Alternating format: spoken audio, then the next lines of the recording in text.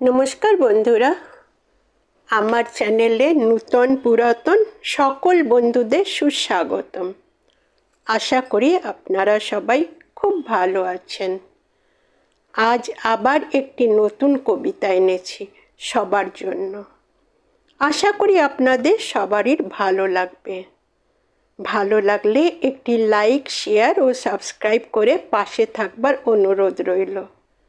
সবাইকে আগাম ধন্যবাদ জানাই।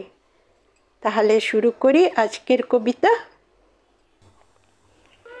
আজকের কবিতা কবি শ্রীজাতর লেখা রবিদা ও বাঁকে সিং।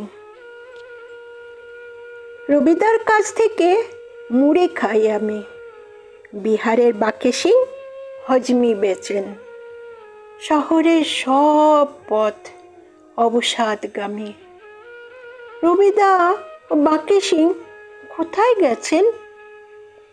টমেটো হবে না, আর খুবই কম ঝাল, তেঁতুল অল্প, মিহি টক হয় যাতে।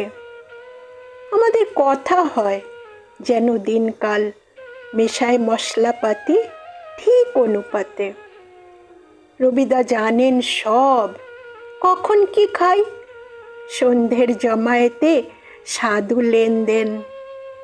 টানা দিন 10 যদি দোকানে না যাই, অভিযোগ এতদিন কোথায় ছিলেন?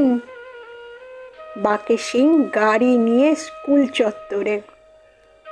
6 দশকে কলকাতা ঘুরে দেখা তার, পোড় খাওয়া 5 আঙুলের জাদু হয়ে ঘোরে। হজমি, আমশি আর কুলের আচার, অল্প কারেন্ট নুন, লঙ্কার গুঁড়ো দেবেন এমন স্বাদ, কথা থেমে যাবে। এ শহর ভিনদেশি বুড়ো এখন কোথায় আছে? কতটা অভাবে স্তব্ধ আচার গাড়ি, মুড়ির তেপায়া ঢাকা আছে প্লাস্টিকে কোনো এক কোণে। রোজগারে নেমে আসা অনাহার ছায়া, খিদের প্রতিধ্বনি পাহাড়ও কি শোনে? রোজই দেখা হতো, তাই ঠিকানা জানি না। পরমাত্মীয় তাই শাকিন খুঁজিনি।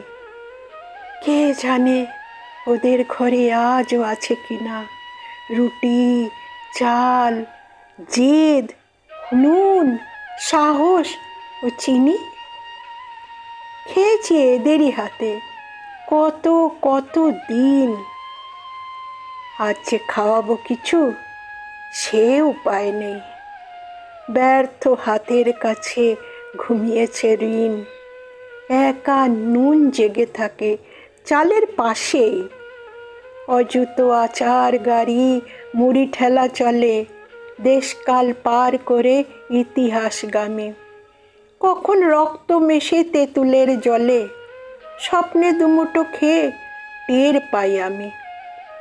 ভরা পেট অপরাধী আমার তোমার, খিদে দিয়ে এঁকে রেখো বিভাজনটাকে। পাশাপাশি হেঁটে চলা মুড়ি ও আচার, রবিদা ও বাঁকে সিং যেন বেঁচে থাকে। সমাপ্ত।